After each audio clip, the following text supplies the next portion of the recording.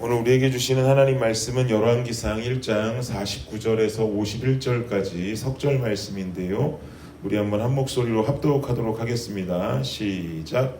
아도니아와 함께한 손님들이 다 놀라 일어나 각기 갈 길로 간지라.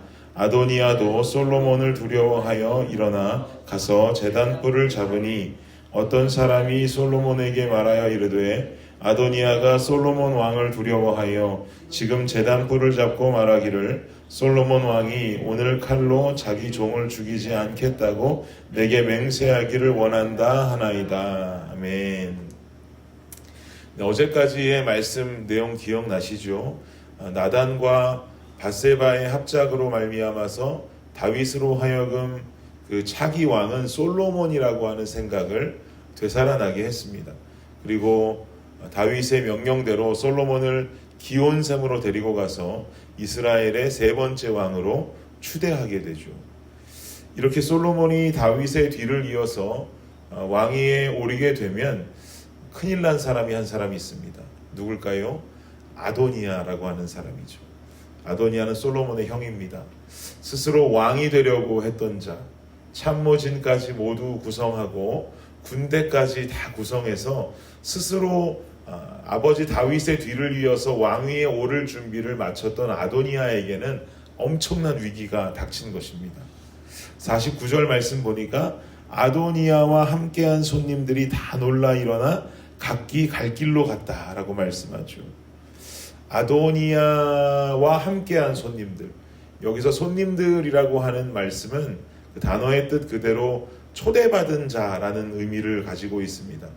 아도니아는 스스로 왕이 되기 위해서 참모진을 구성하고 이 참모진과 자신을 따르는 자들을 초대해서 자신이 왕위를 거머쥘 수 있도록 물밑 작업을 하고 있는 중이었습니다. 그런데 아도니아를 따르겠노라고 충성을 약속한 손님들이 솔로몬이 왕이 됐다는 소식이 들리니까 다 놀라서는 일어나서 각기 갈 길로 갔다는 것이죠. 얼른 흩어졌어야 됐겠죠. 아도니아 옆에 계속 남아 있었다가는 아도니아 충성 세력이라고 생각이 되어서 숙청을 당하게 될지도 모르기 때문입니다. 금세 목숨을 잃을 수도 있으니 도망가는 것밖엔 그들에겐 선택이 없습니다. 이어지는 50절도 보십시오. 50절에 참 재미나고 중요한 장면 나오는데요.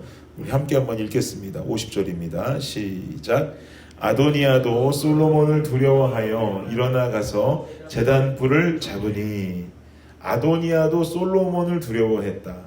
이 말인즉슨 각기 제갈 길로 돌아가 버린 아도니아의 충성 세력들이나 그 아도니아 본인이나 현재 똑같은 처지라는 거죠. 그래서 성경도 말하기를 아도니아도 솔로몬을 두려워했다라고 말합니다. 자신도 죽임 당할 수 있어요. 왜냐하면 자신이 스스로 왕이 되려고 했고 솔로몬 반대 세력에 섰었는데 솔로몬이 왕이 되고 나니 이 사람 또한 불안한 것이죠. 자신도 도망가든지 빌든지 뭐라도 해야 합니다. 근데 여기 보니까 일어나 가서 제단 뿔을 잡았다라고 지금 기록되어 있죠. 아도니아에게 충성을 맹세했던 그 손님들은 살기 위해서 제갈 길로 도망가는 방법을 택했습니다. 그런데 아도니아가 택한 방법은 일어나서 제단에 뿔을 잡았다라고 지금 말씀한단 말이에요. 동일한 상황 속에 아도니아의 충성 세력들이 보인 행동과 아도니아 본인이 보인 행동이 조금 차이를 보입니다. 아도니아는 왜 제단에 뿔을 잡았던 것일까? 아도니아가 잡은 제단의 뿔은 이 번제단 내 귀퉁이에 솟아 올라와 있는 돌기 부분을 이야기하는데요. 보통은 제사를 드릴 때 제물로 드릴 동물들을 이 뿔에 메어두거나 또 이곳에 희생 제물의 피를 발라두기도 했습니다.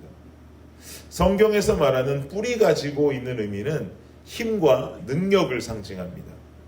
이 힘과 능력이 약자와 억울한 자, 또 죄인을 구하시는 하나님의 은혜로 사용되었습니다. 그래서 제단의 뿔을 잡았다라고 하는 것은 죄인된 자신을 용서해달라고 하는, 용서를 비는 어떤 그런 행위의 모습이라고 우리는 해석할 수가 있겠죠. 이처럼 모두가 살겠다고 도망치는 와중에 아도니아는 제단의 뿔을 잡으면서 솔로몬에게 마지막 용서를 구하고 있습니다. 나를 용서해 달라고 말해라, 나를 용서해 달라고 전해 달라고 이야기하면서 제단불을 잡고 있어요. 사실 아도니아가 지은 죄는 용서해 주기 힘든 죄악이죠. 스스로 왕이 되기를 원했고 자신의 조직을 통해서 어찌 보면 반역을 도모하고 있던 자이기 때문입니다. 새롭게 왕이 되는 솔로몬 입장에서는 아도니아를 여기서 제거하는 것이 가장 깔끔하게 왕위에 오를 수 있는 상황입니다. 그렇다면 솔로몬의 결정은 어땠을까? 계속해서 본문을 보시면은요, 53절 한번 보십시오. 53절 함께 읽겠습니다. 시작. 사람을 보내어 그를 제단에서 이끌어내리니 그가 와서 솔로몬 왕께 절하매 솔로몬이 이르기를 내 집으로 가라 하였더라. 사람을 보내서 제단불을 잡고 마지막 용서를 호소하는 아도니아를 제단에서 끌어내립니다. 그리고 그를 솔로몬 앞으로 데리고 오죠. 아도니아는 솔로몬 앞에 절을 합니다. 그러자 솔로몬이 이르기를 내 집으로 가라. 무슨 말입니까? 제단불을 잡은 그 용서의 마음을 일단 들어주겠다는 거예요. 도저히 용서할 수 없는 상황, 그냥 아도니아를 죽이고 이스라엘의 솔로몬 본인이 이루어갈 왕국을 깔끔하게 건설하는 것이 좋을 법한 이 상황 속에서 솔로몬은 놀랍게도 아도니아의 용서함을 받아들입니다. 이건 소인배 대인배의 그릇 차이로 말할 수 있는 부분을 뛰어넘은 행동이죠. 도저히 용서할 수 없는 자를 용서하는 불가능의 상황이 벌어지는 것이라고 보아야 합니다. 여러분, 이 상황을 보시면서 어떤 생각이 드십니까? 저는 이 상황을 보면서 제단불을 붙잡는 아도니아에게서 제 자신의 모습을 발견하게 되고요. 또 아도니아를 무한한 자비로 용서하는 것 같은 솔로몬에게서 하나님의 모습을 발견하게 됩니다. 인간은 죽었어야 마땅한 존재들이죠. 용서를 구하기도 부끄러운 자들입니다. 그러나 우리는 나의 죄를 위해서 십자가에 돌아가신 예수 그리스도를 믿음으로 말미암아 구원 얻은 자들인 줄을 믿습니다. 이 믿음이 바로 제단불을 붙잡고 있는 인간의 모습이죠. 하나님을 믿는다는 것은 나의 죄를 인정하고 그 죄의 용서를 구하는 회개가 없이 생겨날 수 없는 것입니다. 이렇게 제단불을 잡는다는 것, 내 죄를 깨닫고 용서를 구하고 죄악을 씻어내는 이 모습은 내 믿음 생활의 사실은 시작점입니다. 그런데요, 이 시작점을 끝점으로 오해하는 신앙인들이 굉장히 많아요. 나는 예수님의 십자가의 보혈을 믿습니다. 내 죄악됨을 인정합니다. 이것이 나의 구원의 확신입니다라고 하는 고백이 내 믿음 생활의 끝자락으로 보여지는 사람들이 너무나 많단 말입니다. 무슨 말인가 하면 구원의 확신만 있으면, 내 고백만 있으면 내 구원은 다 이루어진 것이고 나는 주님 자녀다라고 생각하면서 세상을 맘 놓고 살아가는 자들이 너무나 많아요. 그런 그리스도인들이 너무나 많단 말입니다. 나는 예수 그 십자가의 보혈을 믿습니다. 나는 죄인 된 자였으나 예수의 피로 구속함을 입었습니다. 이것이 나의 구원의 확신입니다 라고 하는 내 믿음의 고백은 사실상 하나님 앞으로 내 인생을 결정드리는 믿음의 시작점인 줄을 믿습니다. 이 믿음의 선포 이후에 반드시 따라야 하는 것은 이 믿음의 선포와 동일한 나의 삶을 살아냄이 동반되어져야 하는 거예요. 그런데 고백으로 끝나버리고 나는 구원 얻었어라는 생각과 함께 내 삶의 모습은 이 고백과는 전혀 상관없는 모습으로 살아간다면 이거는 내 고백이 내 믿음의 끝자락이라고 보는 것과 똑같은 것이죠. 아니에요. 시작점입니다. 내가 그렇게 선포했다면 우리는 반드시 살아내야 되는 거예요. 52절 말씀 보니까 솔로몬이 이르되 그가 만일 선한 사람일진데 그의 머리털 하나도 땅에 떨어지지 아니하려니와 그에게 악한 것이 보이면 죽으리라 하고, 솔로몬이 아도니아를 용서하면서 내민 조건이 있었어요. 아도니아가 선한 자라면 결국 그는 죽지 않을 거야. 그러나 그가 악한 자라면 결국 죽게 될 것이다. 솔로몬은 아도니아를 용서하는 것 같지만 결국 그의 인생의 과정 속에 선한 자의 삶을 요구하고 있는 것이죠. 아도니아의 최후는 어떻게 될까요? 안타깝게도 얼마 지나지도 않아서 그냥 바로 그 뒷장 2장으로 넘어가면 아도니아가 어떤 행동을 하냐면요, 아버지 다윗의 첩이었던 그 아비삭, 수넴 여인 아비삭을 자신의 아내로 취하게 해달라고 요청을 합니다. 결국 솔로몬의 명령에 의해서 이런 요청을 했던 아도니아는 죽음을 당하게 되죠. 이 죽음은 솔로몬의 용서와 자비 이후에 벌어진 죽음입니다. 고대 근동 지방에서는 보통 선대왕의 여인들을 후대왕이 취하는 관례가 있었어요. 그래서 아도니아가 다윗의 첩을 취하겠다라고 하는 말은 여전히 자신이 후대왕의 야욕을 버리지 않았다는 말이 되는 것이죠. 결국 아도니아는 자신의 죄를 용서한 솔로몬 앞에 다시금 동일한 죄된 모습을 보이면서 죽음을 면치 못하게 됩니다. 여러분, 우리의 믿음 생활도 동일합니다. 내가 얻은 구원의 확신, 그것으로 끝, 구원 얻었어라는 생각으로 안주한 삶을 살면서 계속된 죄를 저지르고 습관적인 잘못을 저지르는 삶을 살아도 괜찮아 라고 하는 생각이 있다면 여러분, 이거 주님 기뻐하시는 생각 절대로 아닙니다. 그냥 그거 괜찮아, 이렇게 살아도 돼, 나는 구원의 확신이 있으니까. 이 교리는요, 기독교 교리가 아니라 구원파의 교리예요.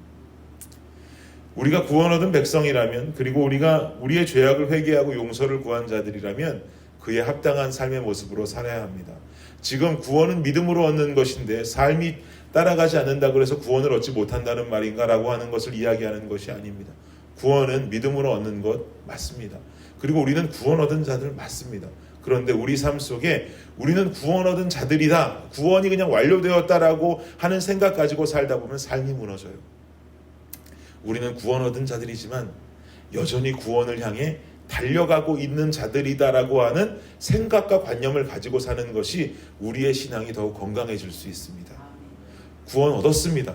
그러나 여전히 구원을 얻기 위해 살아가는 사람의 모습처럼 그 모습을 가지고 살잔 말이에요. 여러분, 무슨 말씀인지 이해하시겠죠? 구원은 얻은 것입니다. 그러나 구원을 향해 달려가는 사람의 모습처럼 우리는 살아가야 한다는 것입니다. 이건 제단불을 잡는 마음 자체가 선한가, 선하지 않은가를 구분짓는 것입니다. 내 삶의 모습이 내가 고백했다 할지라도 형편없는 삶을 살아가고 있다면 제단불을 붙잡은 그 마음 자체가 옳지 않았다라고 하는 증거가 되는 것이죠. 우리가 제단불을 잡은 그 마음이, 용서를 구하는 마음이 진실되고 하나님 앞에 죄인된 마음이 진실되었다면 우리의 삶도 구원 얻은 자다운 삶을 살 수 있어야 하는 것입니다. 우리의 회개가 합당하고 우리의 구원의 고백이 진실되다면 우리 행동과 삶도 그와 동일해야 합니다. 언행일치라고 그러죠. 우리의 말과 우리의 행동이 일치해야 됩니다. 언행일치의 신앙을 가지시기 바랍니다.